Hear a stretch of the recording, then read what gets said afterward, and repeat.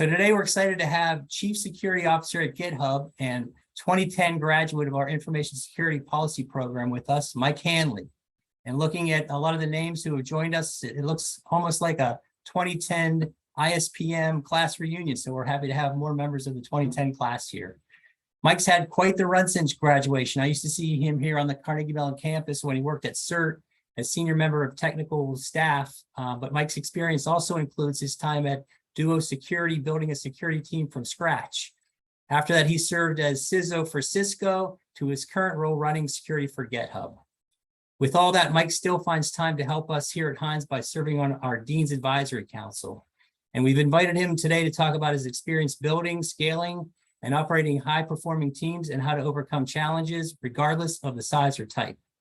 He has some information to share, and then we'll open it up for questions that you can ask or put in the chat, and my colleague, Georgette Hatfield, will monitor those.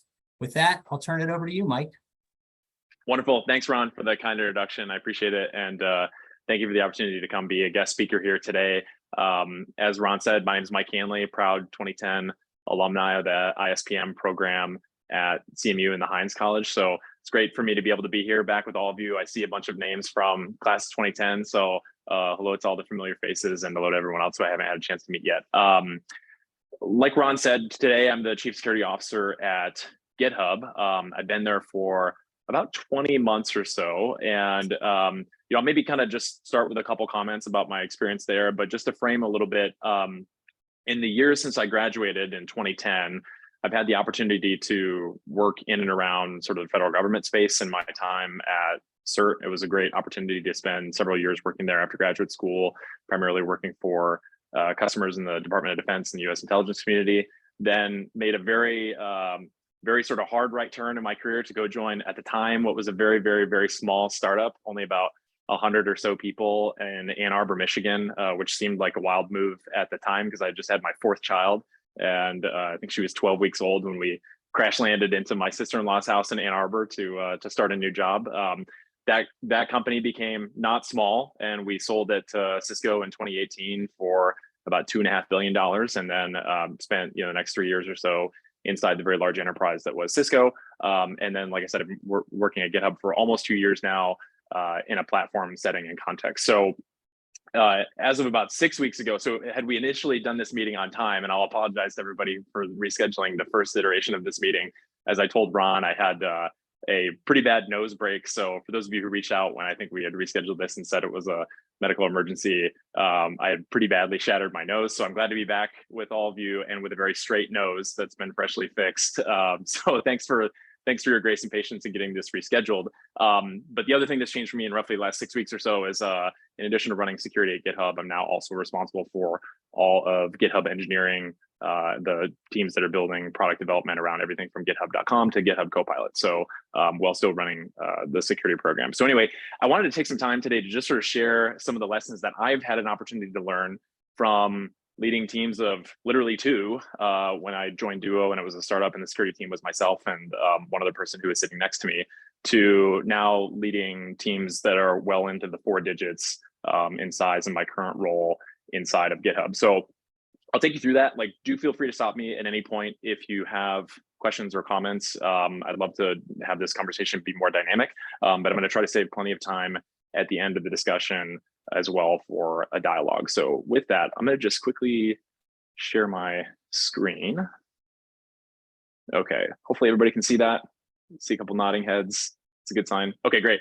So I'll just start with kind of just sharing some lessons learned from scaling high-performing teams. And I think, like, generally, by the way, I'd say these feel broadly applicable to me, to not just security teams, which is where I've spent most of my time in my professional career, but I think they generally apply to setting teams up for success. And the first one that I'd start with is I definitely think that the culture and tone of organizations of any size in many ways matters more than strategy. So for those of you who read a lot of business textbooks or have read like Peter Drucker, you'll probably know there's a famous quote out there that culture eats strategy for breakfast, right? Like, hopefully some of you have heard that previously. And I imagine that if Peter Drucker had a chief information security officer when he was running GE, that his chief information security officer would have said something to the effect of, security culture eats security strategy for breakfast.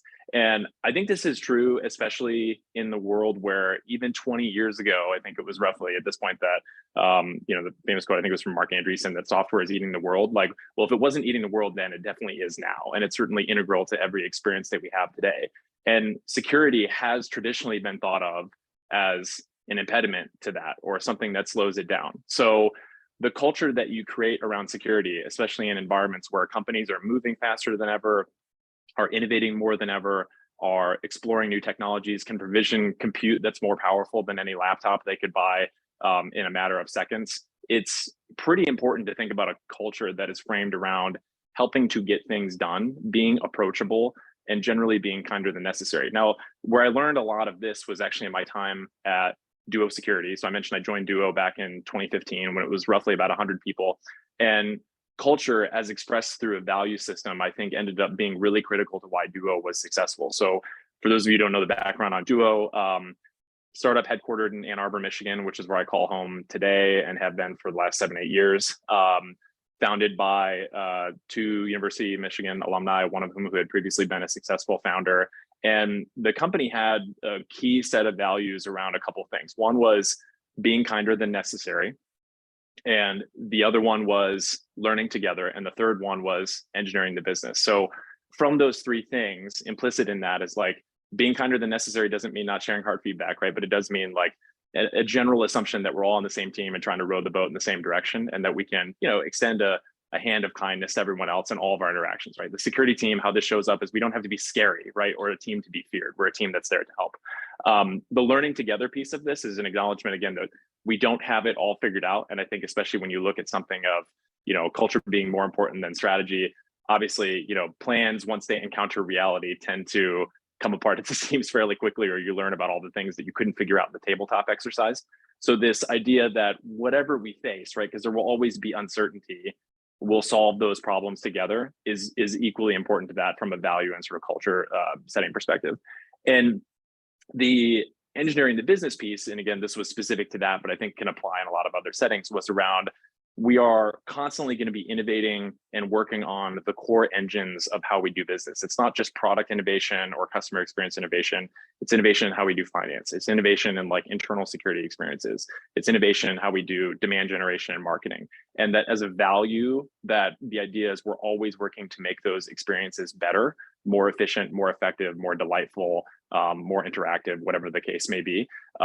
Embedding those things in the culture, I think, led to what was kind of a uniquely successful business, especially a startup that became a multi-time over unicorn outside of Silicon Valley and in the Midwest, not far from the Rust Belt of all places, right? So that was really, really core to the company's success, but I think also core to the security team in particular being successful, because I think many people have kind of a traditional model around security that's sort of thought of as like the guns, gates, and guards approach. But again, back to the discussion I was having a moment ago, like when you think about the velocity of a modern business, it's very easy for the security team to get left in the dust with that approach, right? Because in many cases, there's no amount of guardrails that you could throw up or blockers that you could throw up to prevent a team from continuing to iterate and move forward. So the idea should be more around setting a culture of we want to help the right things happen, and of course, mitigating the risk of the downside, but we really want to be focused on helping make sure that the right things always happen, that only the right things happen, like, which is a very different mindset from how many locks can we put on all the doors, right? You may end up with similar approaches, but like the context setting and the approach and the customer centricity of how you talk about it, that culture piece ends up being super, super important. The second piece of this is really around clarity. And I definitely I learned this a lot, both in the startup, but of course, even now where I'm at GitHub. But I think clarity is so important to everything that we do in terms of leading and building high functioning teams, whether they be a security team or something else. It's very easy, especially in a business where there's a ton going on and teams are moving very fast, to get confused between being busy, right? Or like doing a lot of stuff and delivering meaningful business results. And I think as a leader, again, whether it's of a small team or a big team, creating clarity around, first off, like what's the business trying to accomplish, right? Like what are we trying to do for the customer? What does competition look like to us? How does my team fit into that picture? What is the work that we're doing that helps support a particular strategic initiative? How does somebody who's on the team, by turning the wrench, actually move that thing forward? Like creating that clarity so that everybody, no matter what their role is, can provide that traceability back to a business result ends up being really, really important. I can't tell you how many conversations I've had, like coming into new teams or talking to organizations over my career, where you hear a lot about like, I'm really busy, but I feel like I'm not getting anywhere. And oftentimes if you follow up that question with, well, you know, what are your organization's priorities, or what's the company trying to accomplish? How does your work fit into that? Most of the time they can't answer that. And that's almost never a failure of the individual. It's a failure of leadership to provide clarity on what needs to be done and how to get that work done. This also directly affects velocity of organizations that I found, and you know, especially in a startup, but I think this is true in businesses of any pace. You're really like you're in it like every day to win it, right? Because somebody else out there is trying to eat your lunch or be first to market or win your business or close that deal or disrupt your space. And you know, day by day, you've got to come in sort of more hungry, more focused, more competitive, more clear about what you're trying to accomplish than everybody else.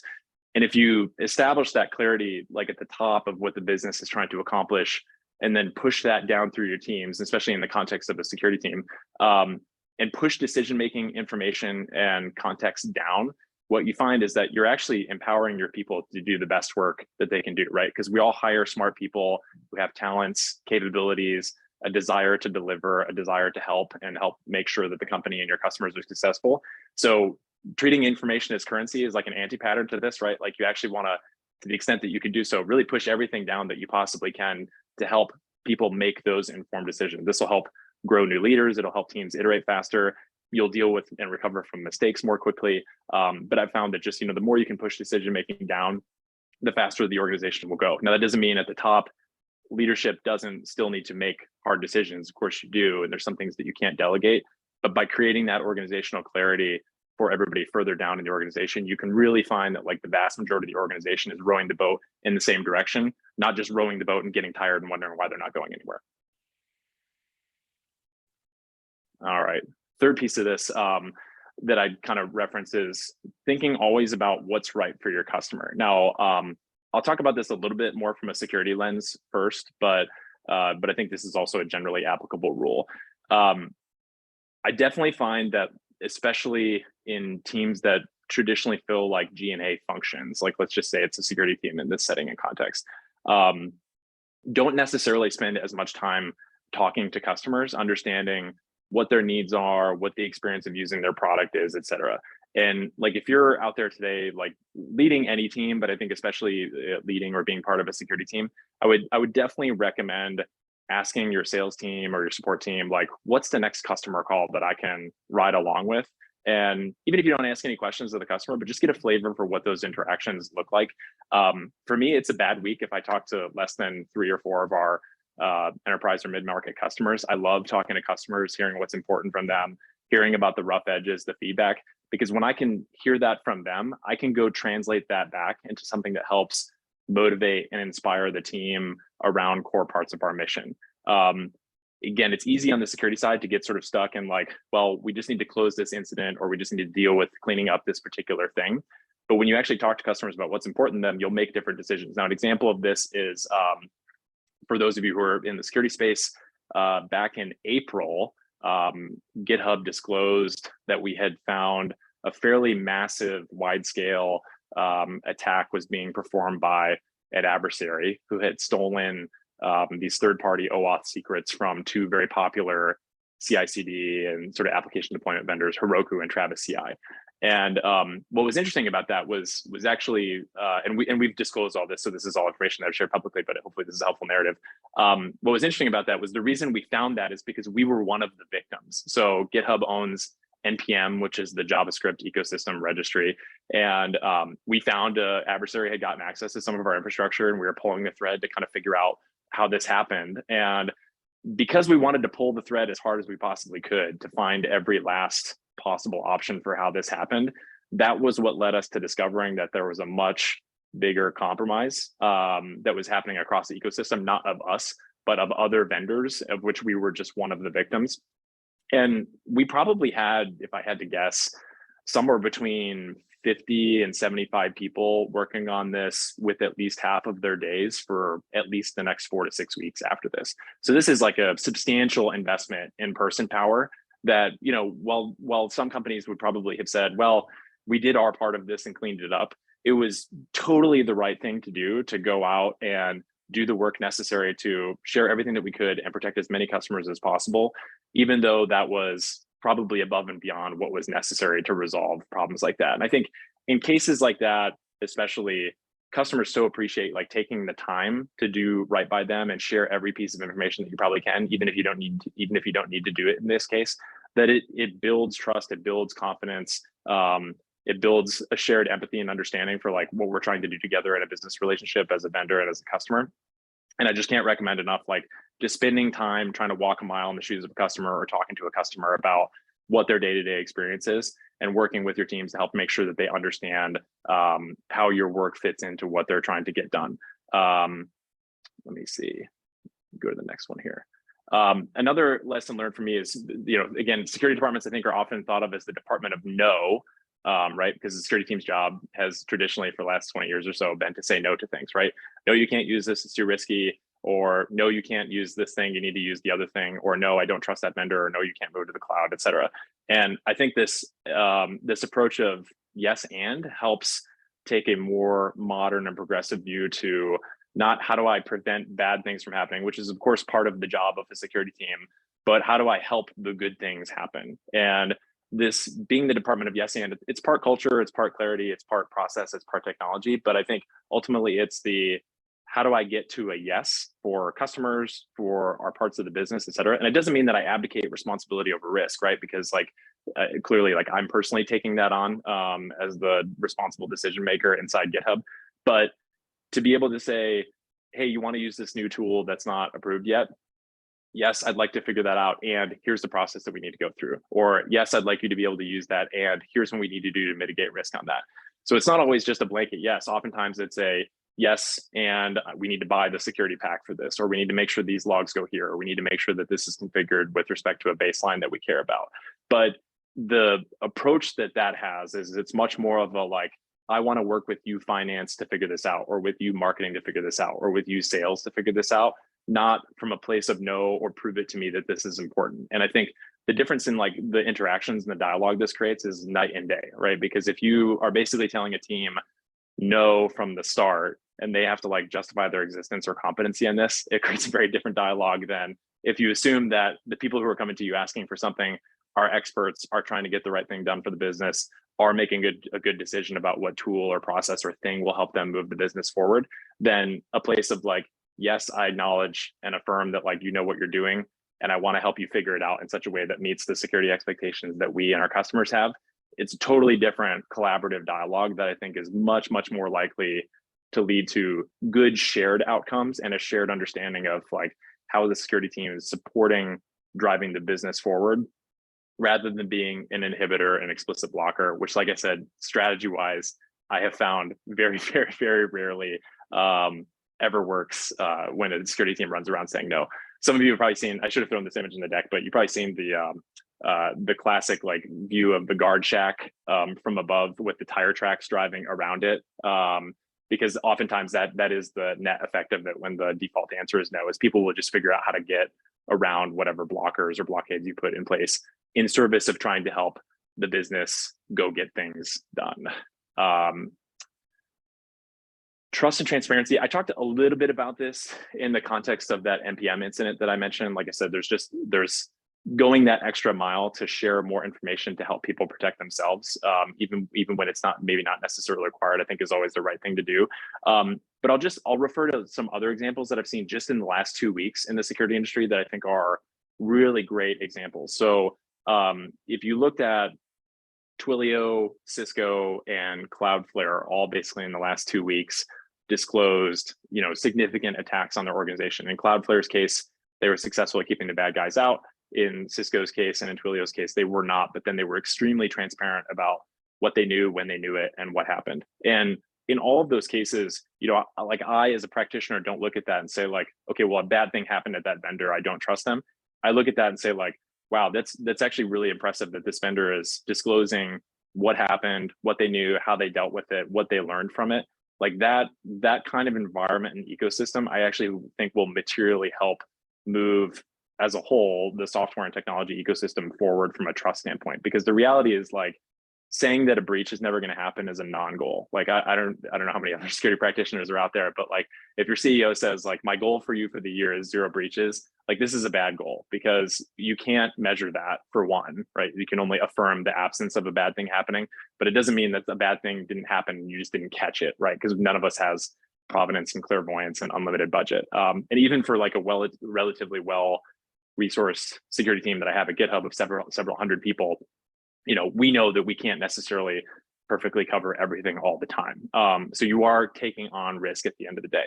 But I think when you have a security incident, the how you talk about it, how you share, and what you disclose, even if you think it's nothing, having the respect for like your customer and the broader ecosystem to say, hey, here's what happened, and we'll basically present this for you to make your own conclusions, I think is like such a powerful, that you know, if trust and transparency are sort of the currency of like getting things done today, it's such a powerful motion that I'm seeing more and more of, and that like personally I'm very excited about, because again, I think the expectation that nobody ever has a security incident is a total non-starter, but how teams respond to it, learn from it, share that information with their customers and the broader ecosystem that's affected by that ends up being super critical.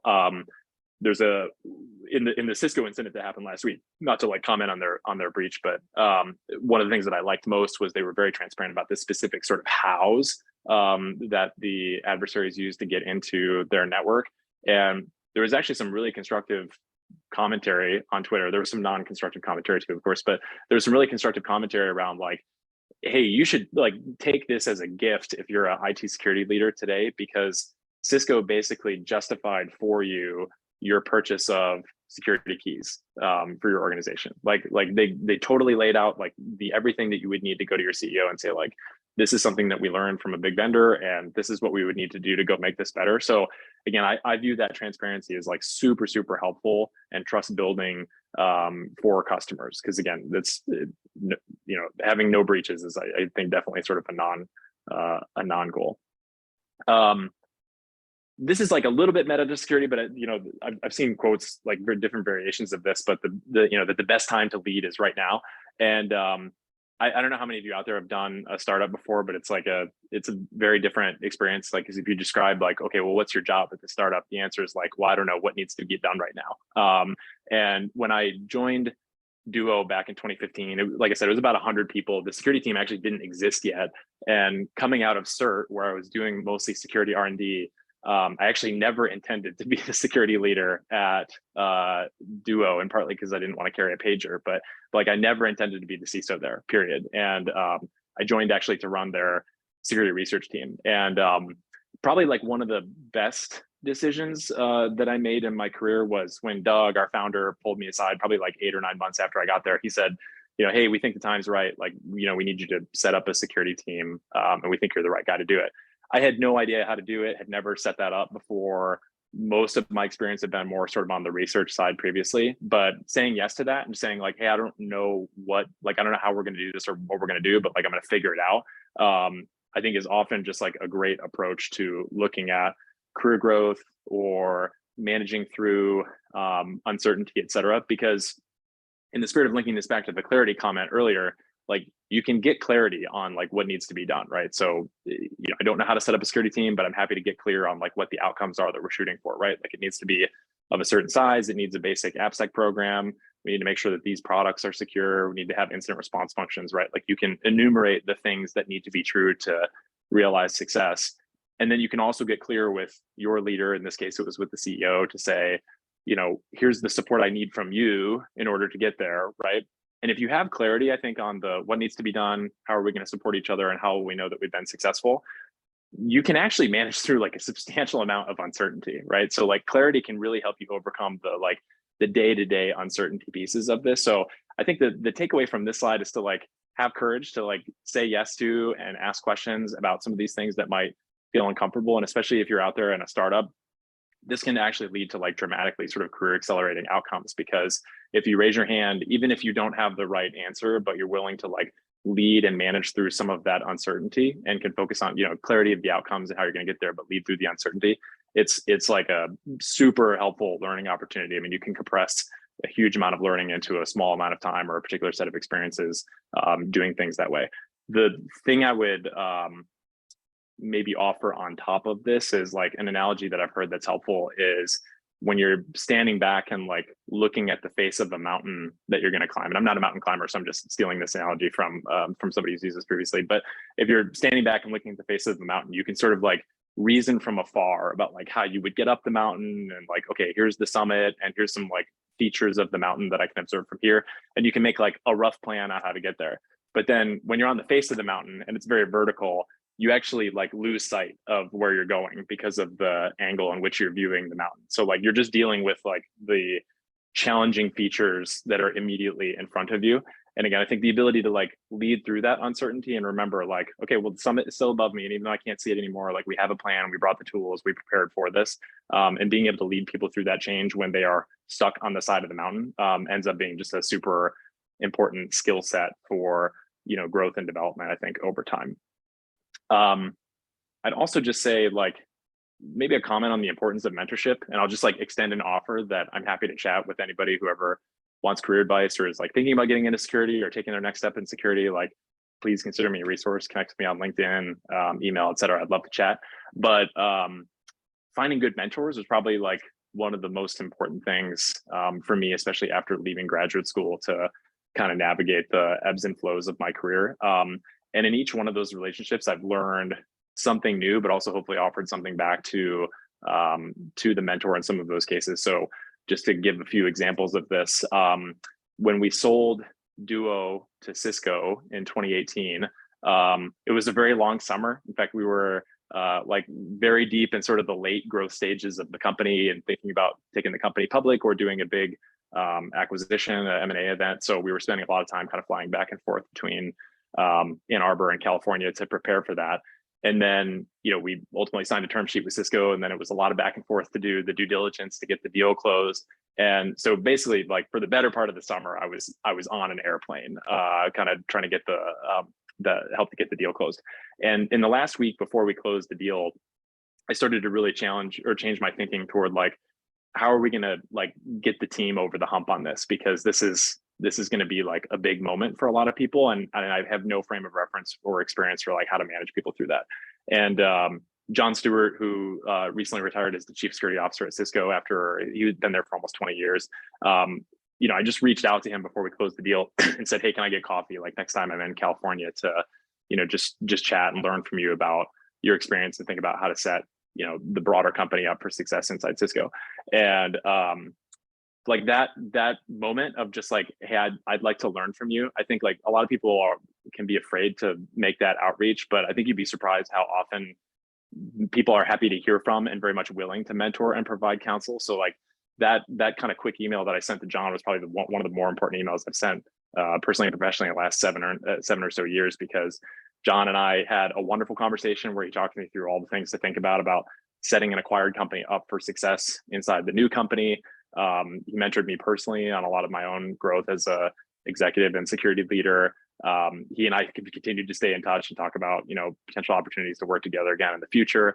But I just say like finding mentors who are in places or have had experiences that you want to learn from. Like I just find most often people are super willing to share, super willing to engage on some of that stuff. And I'd say John is just one of the handful of mentors who I've had in my career who have been super important in helping calibrate and shaping my own leadership style. But I just can't recommend enough taking the time to reach out, put yourself out there to connect with somebody who's maybe where you want to be 5 years from now or 10 years from now, and just reaching out and asking for help or guidance or a conversation. And oftentimes the only thing that they want in return is to get a chance to meet you and hear from you and your experiences. So I just say like, don't be afraid to kind of put yourself out there and do that, because that's been super helpful to me really at every turn for me career-wise. I think like last but not least, and I'll just kind of transition to questions here, is just having done like a startup, a big enterprise, working in government, now on a big platform, I'd say like I don't have everything figured out. Like you're never going to have everything figured out. And actually like some of the most important skills are actually coping with that, and that like knowing that you're going to be able to knowing that you're going to make mistakes, knowing that you're not going to have it all figured out, but actually relying on the people around you, like your team, the expertise that they have, your leadership, your peers and running other teams and functions, and just thinking about like, how can we all do this and move forward together through this uncertainty is a really, really important thing. And I'd say like at GitHub, probably like the scariest day that I had was on my 8th day at the company. We found a security vulnerability where we had to actually literally log out everybody on GitHub, like everybody, tens of millions of people. We had to log everybody's session out and burn their sessions because it was the only way we could be sure on this vulnerability that we had actually closed it. So, we did that on my 8th day on the job, and I was very nervous about like, what are people going to say on Hacker News? What are people going to say on Twitter? Like, this is going to be in the news, and I was not prepared for that. And I got good advice from Nat Friedman, our then CEO. He was like, hey, like, this is the right thing to do. And like, you can't control the reactions of other people. And if it turns out to be the wrong thing to do, you'll learn from it. And like, I know this feels like a big deal right now, but a month from now, you'll take whatever lessons you've learned from this and apply it to the next thing. And sure enough, like, there are a lot of people that are noisy on Twitter, and there are a lot of people that are noisy on Hacker News, but just that experience of knowing like, hey, if this turns out to be the wrong thing, we'll do the right thing next time and learn from this. And it turns out to be the right thing, then it's a growth exercise and the ability to make hard decisions going forward.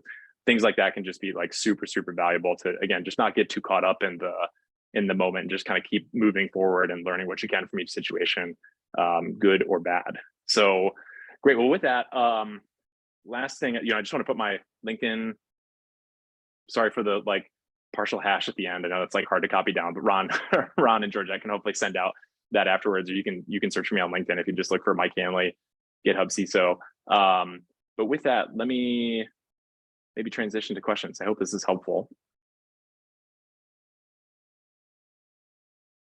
Feel free to just raise your hand, or if you want to write in the chat. Hey, Meg, yep, I see you've got a question. Great. Hey, Mike, thank you so much. Your children are really fortunate to have you as a mentor. I wanted to comment on something. I'm a triple alum at CMU. I'm a professor. I teach at the National Reconnaissance Office is one of my gigs. So firstly, thank you for reminding me that we can really have high performing teams and security. I have a question about culture. The Peter Drucker quote you used, I think it was 2006, but it's lasted so long because it's true. But what I find so often when I ask people to assess their cultures is they say they want an inclusive culture, but what they do is often quite different. One consulting gig, they had separate elevators, separate parking lots, separate lunchrooms, and wondered why people weren't connecting. So the question I have for you is, do you have some real specifics on some of the cultural artifacts that you see where people really put this into practice? You've mentioned some behaviors that are really important, like mentorship and such, but do you ever see that? Like, what are a couple of things maybe that people could enact in a really tangible way? Because that's what I find, NRO wants to have a great culture. Sorry, I shouldn't be talking about them. And then putting it into practice is another step. Thank you. Yeah, good question. Thanks, Meg. Yeah, I'd say like from what I've seen and I'd say like Duo was probably one of the highest performing organizations that I've ever been a part of. And again, precisely because of the culture and value system that we had. Some of the things that I think worked very well there were we treated even though the organization had a natural hierarchy, right, and had a leadership structure to help get things done, the lived experience of it though was extremely flat, in the sense that if you were a VP, you were sitting next to a junior engineer, right? Like everybody had the same desk, worked kind of in the same areas. We actually shuffled desks somewhat frequently to encourage cross-pollination interaction. We had a Slack app that I think we called I forget the name of it. I think it was called the Donut app, but you would get randomly paired with anybody else who had opted into that. And we would give you a $25 gift card, I think, to go get lunch, if I remember correctly. So with whoever you got paired with, and it didn't matter what team or organization that they were in. What mattered was we were all part of the same company, and by extension, we were all teammates. And it was important that we like build that social connection and that glue that helps the organization be effective, independent of what grade level or function or responsibility that people had. I think one of the things that promoted, but also like how we talked about it and acted as a leadership team, was it really reinforced that everybody was important. Everybody's job was meaningful and important. everybody had the opportunity to lead, whether or not they're a manager, right? Like, I think those are two different things. Being a leader, being a manager are not necessarily the same thing, though they often coincide for managers. Though I've met plenty of managers who are not good leaders, but that's maybe a separate talk. But I think that really reinforced an organization that valued each other. But perhaps, as you point out, to maybe segue to the other part of this, Meg, like oftentimes culture is less about what you reward or the things that you do, and actually more about the things that you tolerate as an organization that are antithetical to your values, because those are the things that end up actually taking root. And I think you have to make sure that, especially at the top, the leaders are really with the highest standards modeling the behaviors and the values that you care about, because they actually end up calibrating all the rest of the organization about what those norms are. So I did a podcast a couple months ago, I think it was the vendor security relationship podcast. And they do a question where it's like, which one is worse? And the guest on the show has to answer which one they think is worse. And the scenario is like, would you tolerate, somebody who's a brilliant jerk in another team who's making life miserable for your team? Or would you tolerate a brilliant jerk in your team who doesn't really stir the pot too much for a lot of other people, but is definitely hard to work with? And I answered that the latter was worse, because what that says about what you tolerate inside your team is much, much more impactful than having to deal with somebody difficult who's not in my direct management chain and span of control. So and I really believe that. So I think that's actually really key, is the behaviors that you tolerate, I think, end up actually creating the culture in many ways more than the value system, or that they can at least overcome and override other parts of your culture and value system that are more positive. The other thing I think, especially for people working in a technical setting, that I learned that was important, I think this was particularly important at Duo, but it remains important to me today, even though it's a much larger team, is especially as you move up toward being a senior executive, to not lose sight of needing to know the work, and not using your team totally as a crutch. So obviously you want to rally people around you who are much smarter, much capable, much more deep on the technology or the business needs than you are. But that can't be a substitute for continuing to have a particular fluency to help ultimately make and be accountable for decisions that impact that part of the business. And I didn't fully internalize this the first time I kind of made the jump to a VP position. But I see now, especially later on in my career, how important that's been to be able to ask the right questions, to be able to effectively audit the work, to be able to shift priorities around. You do need to be able to click a few levels deep for those things that you're accountable for, and be able to ask for questions to make sure that the teams are intact, working on the right things and actually prioritizing appropriately. So hopefully that helps. But those are some of the things that I think are very tactical, is having expectations that the executive knows the work, holding them to the highest possible standards for modeling the behavior and the values that you want, doing things that promote connectedness. And again, I think a shared valuation of everybody's role and responsibility. Those kinds of things I think help a lot. Thank you so much. Great. Yep. One other very tactical thing that I do is, and this will sound a little cheesy, but there's just two quick things. One is every time I do a company all hands, I actually say, raise your hand if you're on the security team. So there's thousands of people on the all hands who work in many different departments, but the reason that I do that is to get everybody to raise their hand, because even though they don't report to me, I want them to feel an agency, a responsibility, and accountability to do their part, and to know that I'm not the scary security grim reaper. I'm actually here to help them, and I want them to ask for help if they need it. This is a really helpful, I think, just tone setting thing for setting norms and having me not appear to be in an ivory tower. So that's one thing. The second thing is I actually write a letter to my team every 2 weeks that basically says, here's how I'm spending my time, or here's some customer meetings that I had last week, or here's what's kind of happening with the budget, or here's some things that I heard in the last all hands that I wanted to follow up on.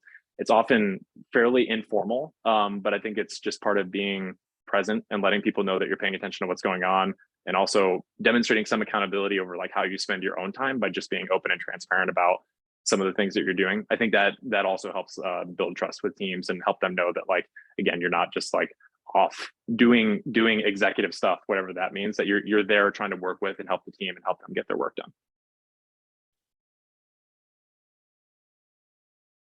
What other questions can I answer? Thanks for that, Meg.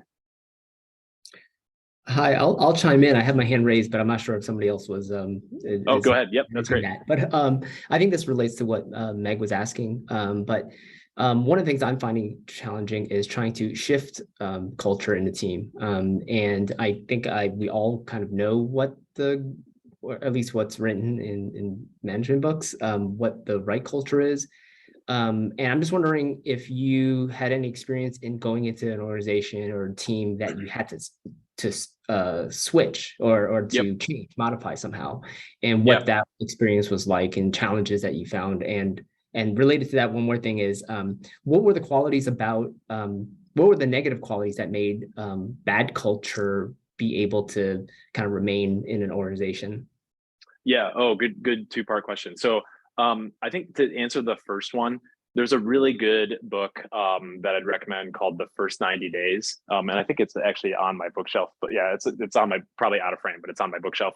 But every time I take a new job, I pull that book off the shelf and refresh my memory on the strategies and techniques for coming into a new role, acquiring context, learning what the business is trying to accomplish, et cetera.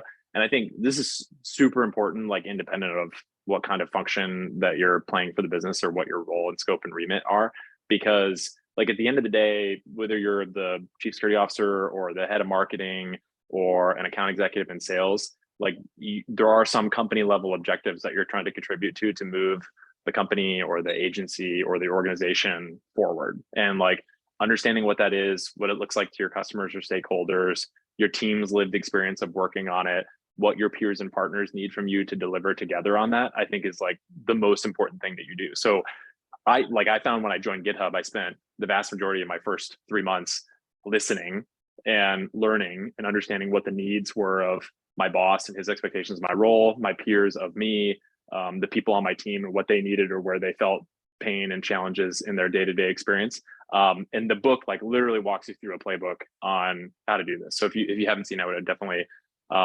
recommend taking that off the shelf. I'm kind of doing this again now, actually, because I mentioned, about 6 weeks ago, I took over all of GitHub engineering, and it's good timing because we're sort of getting ready to go through our next quarterly planning exercise. And, very simply, like as I was having the conversation with my boss, the CEO, about taking on this new job, and we very simply approached it from a like, tell me what's important to you. How would you measure my success in this role? What would you expect of my team? What challenges have you seen in the past that have prevented the team from meeting your expectations? Talking to the product leader, how can we better work together with my new scope and remit? How do we want to set goals together? How can we help the team get focused? But also then going down into the team and actually like I've probably done, 50 or 60 sort of skip level one-on-ones across GitHub engineering in the last 5-6 weeks. And the questions that I most often ask are like, what's one thing that we need to get better at? Or if you wanted me to wave a wand tomorrow and make one thing better for your team, or what are 3 things that we need to stop doing tomorrow and why would you stop doing them? Those kinds of questions, rather than just like yes or no stuff, can really help draw out trends like lack of focus or lack of understanding of how their pieces fit together into the bigger picture, or maybe a team shows up as under-resourced, but they're not actually under-resourced. They're just working on the wrong sets of priorities, or they're not aligned with another team in another part of the company. Just like going through that discovery exercise. And again, don't just talk to like the people at the top. Talk to the people who are actually closest to the problems and can tell you what's really going on, because most of the time they've got a very different story. And especially if you work in a big organization that gets filtered many, many times over, like go talk to the junior engineer who's like working on, project X and ask them like, what is your day-to-day lived experience? A, they'll appreciate it. But B, oftentimes they'll tell you stuff you would never hear from your direct reports, or that your direct reports might not even know. So I think just like going through the organization and just trying to get as many perspectives as possible ends up being a really important, of just like crystallizing your understanding of how to be successful in your role, which ultimately is actually making your team, and especially the leaders underneath you, successful and empowered and clear on what needs to be done.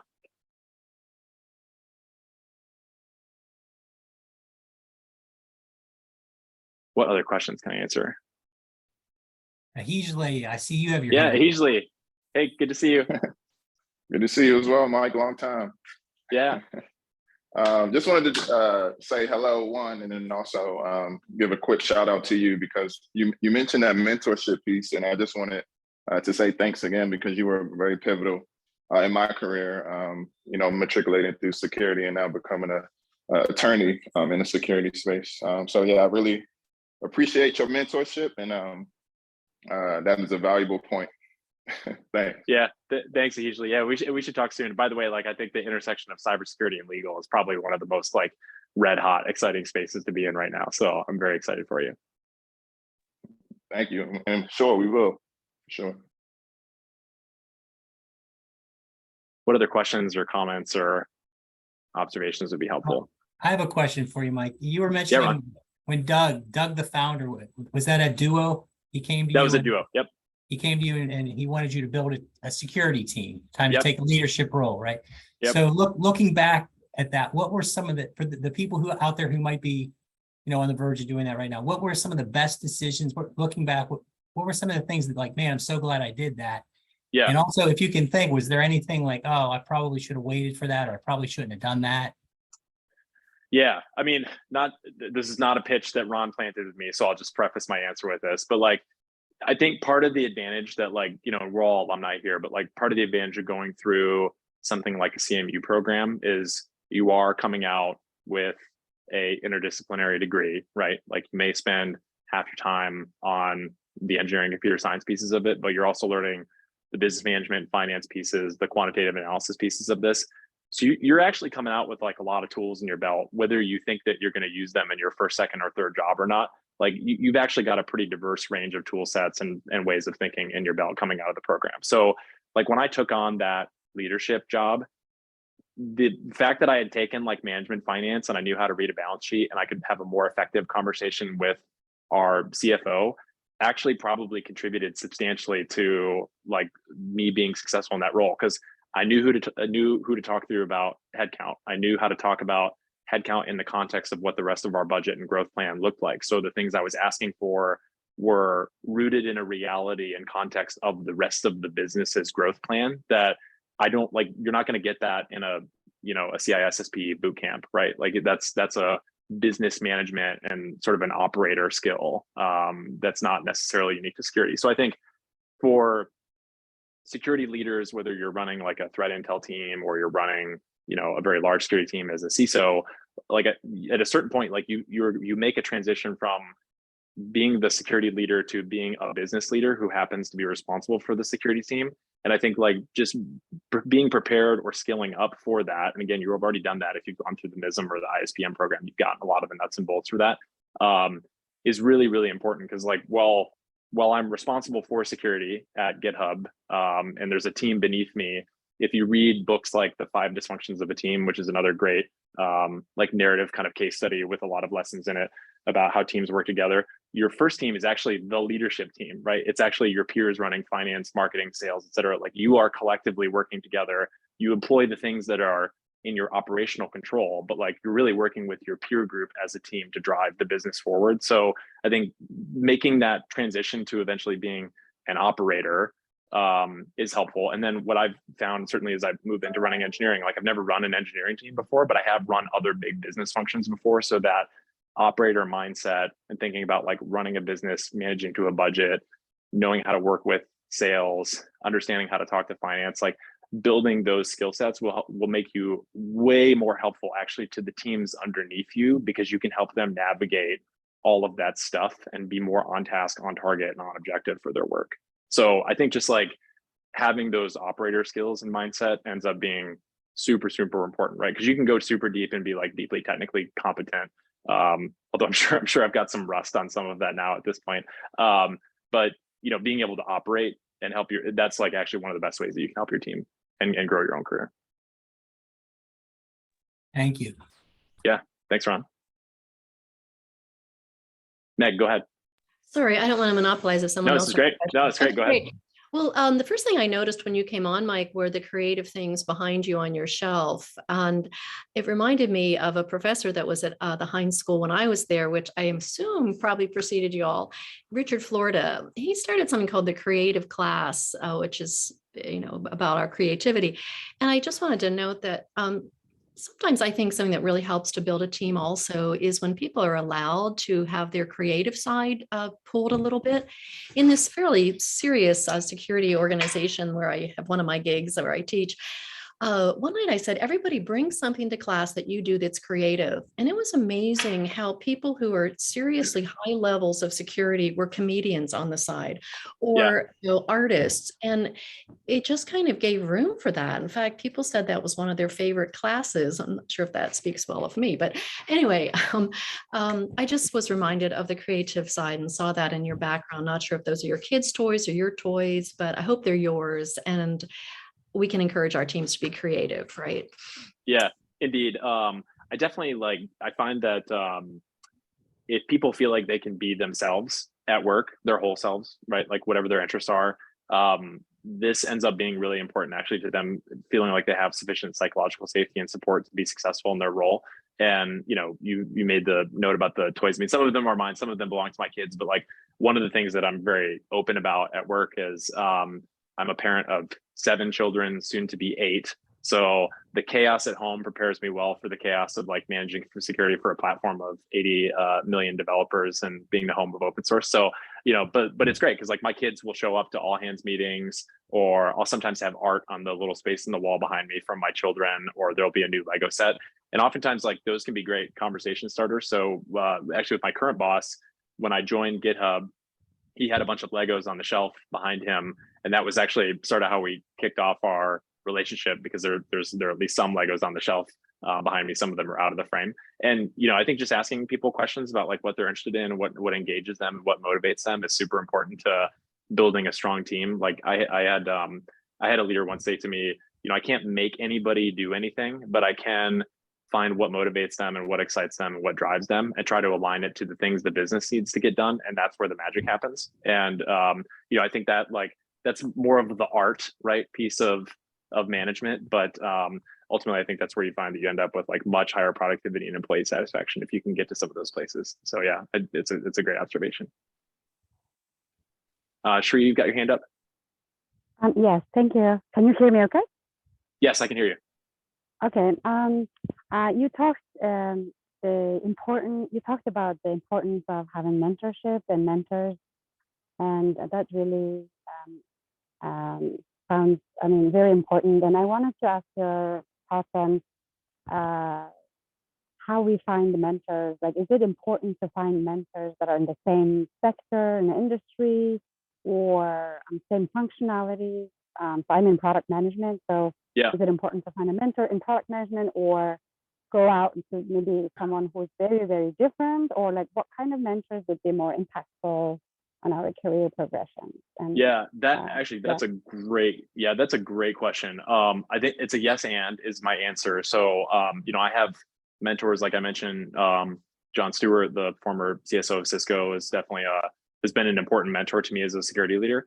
But I would also say like some of the people who I've become friends with and who have been mentors to me in my time at like Duo, for example, were sales leaders. So like somebody who I think absolutely the world of, and is probably one of the top all-time leaders I've ever worked with, is a guy by the name of Jim Sibb. He was our SVP of worldwide sales at Duo. He previously had taken Zendesk public as their head of sales, and just a phenomenal revenue leader. And I learned so much from my one-on-ones with Jim and the time that he and I spent together working together for 5 years, not just because we were talking about like, hey, what security things do I need to do to help keep revenue moving, or like what customer meetings are coming up, but just from like learning from him about the rhythm of the business that he established and how he built and curated culture inside his team, how he approached hiring and people development, how he did communications with his team and activated people where there were opportunities. I learned like just so much from him about being a leader and a communicator, that I would say like definitely just find a leader who I think demonstrates some of the qualities that you aspire to too. And that doesn't necessarily have to be co-resident with the things that you want career-wise. And I think if anything, it can be helpful to talk to people who are in different spaces and have had different experiences to, build an amalgamation of that over time. That's great. Thank you so much. Yeah. Great question. What other questions can I answer?